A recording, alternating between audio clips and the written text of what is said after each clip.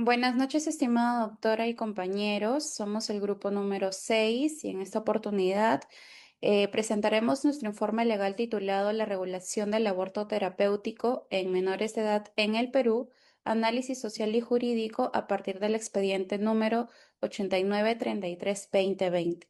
Los integrantes del grupo son Hugo Polanco, Yasmín Murrugara, Arlín Galindo, Juan Manuel Vallejos, Jenny Tarazona y la que habla Lilia Espinosa. Bueno, hemos elegido este caso porque aborda un tema muy sensible dentro del derecho y la medicina legal, que es la protección de la salud integral de niñas y adolescentes gestantes, especialmente cuando existe un riesgo para su vida, su salud física y además su salud mental. En este expediente, la discusión principal fue determinar si la guía técnica de MINSA era válida o si vulneraba el derecho a la vida del concebido. Sin embargo, la Corte Suprema concluyó que dicha guía no promueve una práctica arbitraria, sino que más bien establece criterios médicos y legales para actuar cuando la vida o la salud de la gestante se encuentra en peligro o en riesgo. Bueno, este caso es relevante porque confirma que el aborto terapéutico en el Perú no depende de decisiones personales o discrecionales, sino que más bien se debe realizar bajo criterios técnicos, médicos y jurídicos. Además, brinda seguridad al personal de salud para actuar conforme a la ley y proteger a la gestante frente a posibles barreras o prejuicios. Por ello, consideramos que este expediente es importante porque muestra cómo la medicina legal cumple un papel fundamental al unir el conocimiento médico con la protección de los derechos. Le doy pase a mi compañera Arlene. Desde antecedentes podemos señalar que el aborto terapéutico en el Perú fue despenalizado en 1924. Sin embargo, durante muchos años no existieron protocolos claros que permitan la aplicación en los distintos centros hospitalarios, lo que generó barreras y vulneración de los derechos humanos para las gestantes, ya que muchas veces los médicos y los directores de los centros hospitalarios tomaban decisiones subjetivas, poniendo así en riesgo la salud tanto física como mental de los pacientes. Ante esta situación, los organismos internacionales como el Comité para los Derechos Humanos o el Comité para la Eliminación de la Discriminación contra la Mujer señalaron que el Estado peruano no venía cumpliendo con proteger adecuadamente a las mujeres y a las niñas, especialmente en casos de violencia sexual y de riesgos graves para su salud. Como respuesta, el Ministerio de Salud aprobó en 2014 la resolución ministerial 486-2014 MINSA, donde se crea la guía técnica para regular el aborto terapéutico y además darle seguridad al personal médico. Sin embargo, esta guía fue cuestionada por algunos grupos sociales y este debate llegó hasta la Corte Suprema de Justicia mediante el expediente 8933-2020 Lima. Además, la Defensoría del Pueblo advirtió que todavía existían obstáculos para que niñas y adolescentes víctimas de violación puedan acceder al aborto terapéutico debido a las interpretaciones restrictivas sobre la salud mental. Como equipo consideramos que los antecedentes muestran una tensión entre la protección a los derechos reproductivos y las barreras ideológicas o legales existentes. Es por ello que buscamos que el derecho a la salud sea entendido de manera integral, considerando no solo la salud física, sino también el bienestar psicológico, social de las menores de edad. Le damos pase a mi compañera Jenny Tarazona. Base legal. La base legal que sustenta nuestro análisis se fundamenta principalmente en un sistema jurídico que garantiza la protección de la salud reproductiva desde el bloque de vista constitucional hasta la norma técnico-administrativa del sector salud. La normatividad jurídica y jurisprudencia internacional. Tenemos dentro de las normatividades, tenemos el dictamen emitido adenor del párrafo 4 del artículo 5 del protocolo facultativo del Pacto Internacional de Derechos Civiles y Políticos, comunicación número 1153-2003, caso L.L. versus Perú en la Comisión de Derechos Humanos de Naciones Unidas. Tenemos también la Comisionada de Derechos Humanos del Consejo de Europa 2024 sobre salud, derechos sexuales y reproductivos en Europa, avances y desafíos. Es un reporte del año 2017 de Estrasburgo, Francia. También tenemos el dictamen del Comité para la Eliminación de la Discriminación contra la Mujer de Naciones Unidas, del CEDAW 2011, y la comunicación 22-2009 del caso LC versus Perú. Tenemos también del CEDAW 2021, Derechos Humanos Reproductivos en América Latina y el Caribe, situación actual y perspectiva Santiago de Chile. También tenemos la Organización Mundial de la Salud, OMS, del año 2022, con su guía de atención para el aborto, segunda edición, en Ginebra, Suiza. Dentro de las otras normatividades tenemos la normatividad o la normativa y jurisprudencia de carácter nacional, Perú. Tenemos también la sentencia de acción popular del expediente 8933-2020 Lima de la Sala de Constitucional y Social Permanente de Lima, Perú, de la Corte Suprema de Justicia de la República del año 2020. También tenemos por parte del Ministerio de Salud, MINSA, del 2014, la resolución ministerial 486-2014, MINSA, guía técnica para atención integral de la gestante de la interrupción voluntaria por indicación terapéutica del embarazo menor de 22 semanas de Lima, Perú. También tenemos el informe de la Defensoría del Pueblo 2021 sobre el informe sobre la supervisión de la atención integral de niñas y adolescentes embarazadas producto de violación sexual en establecimientos de salud de Lima, Perú, series informes especiales número 009-2021 DP. A nivel de Latinoamérica y Europa tenemos el derecho comparativo, tenemos el Congreso de la Nación Argentina del 2020, la Ley 23610 sobre el acceso a la interrupción voluntaria del embarazo, Buenos Aires, Argentina, Boletín Oficial de la República de Argentina. También tenemos la sentencia C35-06 sobre despenalización del aborto en tres causales, Bogotá, Colombia, establecida por la Corte Constitucional de Colombia en el año 2006. Tenemos la sentencia C055-22, despenalización del aborto hasta la semana 24 en Bogotá, Colombia, de la Corte Constitucional de Colombia del año 2022. También, a un lado tenemos el Boletín Oficial de España, el 2021, la Ley 8-2021 de junio, porque se reforma la legislación civil y procesal para el apoyo para las personas con discapacidad en el ejercicio de su capacidad jurídica. Madrid, España.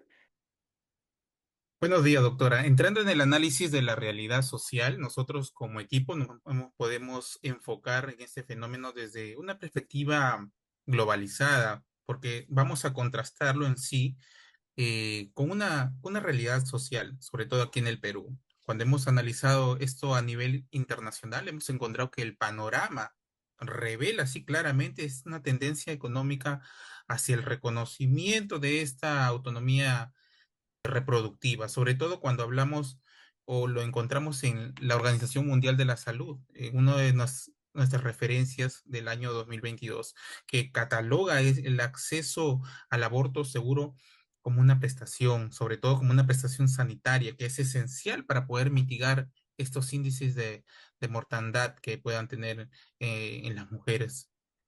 También hemos encontrado a nivel sudamericano realidades, por ejemplo, como el Consejo Económico de Colombia, donde vamos a advertir sobre todo varios desabastecimientos en los centros de salud a nivel Sudamérica.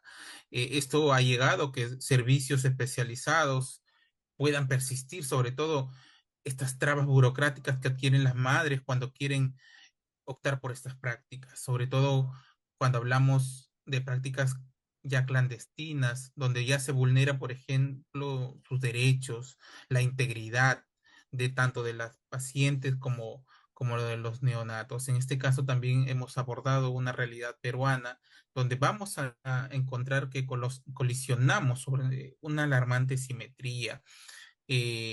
Lo mencionábamos en la resolución ministerial 486-2024 del MINSA, donde nos da una norma defectuosa, que a la final es la Defensoría del Pueblo había anunciado que existe taxativamente muchas niñas y adolescentes que siguen siendo víctimas de violencia sexual y que enfrentan también una parte de violencia sistemática que viene del Estado, justamente porque y lo abordamos aquí en la realidad jurídica, no encontramos una, una normativa clara. Si bien el Perú se quiere alinear a los estándares internacionales de países en los cuales, por ejemplo, esta realidad jurídica tiene mayores alcances, mayores avances, eh, como lo había mencionado también la Corte Interamericana de Derechos Humanos en el año 2021, en el caso emblemático de Beatriz versus El Salvador, donde se determinó que de una forma u otra la dilatación o obstrucción injustificada de los servicios que puede ofrecer el Estado frente a esta problemática de de la opción reproductiva, como por ejemplo estos sesgos que existen dentro de los establecimientos, esto se enmarca en una crueldad inhumana, sobre todo por estas niñas jóvenes que vienen a los centros de salud solamente buscando protección y una solución a esta problemática. Nosotros también nos hemos concluido en esta parte afirmando, doctora, que el derecho no solamente es una ficción administrativa, y esto lo vemos aquí en la realidad jurídica, que la legalidad debe ser efectiva, claro, y debe ser traducida en una realidad hospitalaria que tutele todos los derechos oportunamente y eficaz de las poblaciones más vulnerables en este caso. Le doy el pase a mi compañero Hugo Polanco. Buenas noches, docente, buenas noches, compañeros. Gracias por el pase. Me toca hablar en esta oportunidad de las recomendaciones con respecto al tema que estamos tocando, ¿no? Básicamente, las recomendaciones serían dirigidas al Ministerio de Salud, ¿no? Que debe de eh, actuar programas de especialización técnica sobre los estándares de la Organización Mundial de la Salud, ¿no? Para sensibilizar al personal médico, ¿no? Que garantice una obligación jurídica positiva, ¿no? Porque lamentablemente los hospitales nacionales, ¿no? Porque hablamos de los hospitales nacionales, utilizan sus propias normas, sus propios métodos, si bien es cierto son médicos, pero no ven la parte jurídica, ¿no? La parte jurídica es una parte sumamente importante, la cual es que ampara al ciudadano, ¿no? En sus derechos que tienen, ¿no? A ser atendidos en los hospitales, porque eso está, digamos, en la Constitución Política del Perú. Nosotros estamos amparados, que nosotros debemos tener el servicio de salud del Estado. Sin embargo, lamentablemente, como podemos ver, como podemos apreciar en los hospitales nacionales del Estado, postas médicas, lamentablemente no se da esa situación, por eso la recomendación, ¿no? Después también podemos comentar que la Superintendencia Nacional de Salud debe diseñar protocolos para el enfoque de género, protección a la infancia para la erradicación de las barreras ideológicas en hospitales sobre todo las regiones, ¿no? Que garantice el acceso a la salud reproductiva sin menospreciar la ubicación geográfica del paciente. ¿A qué se refiere con la ubicación geográfica del paciente?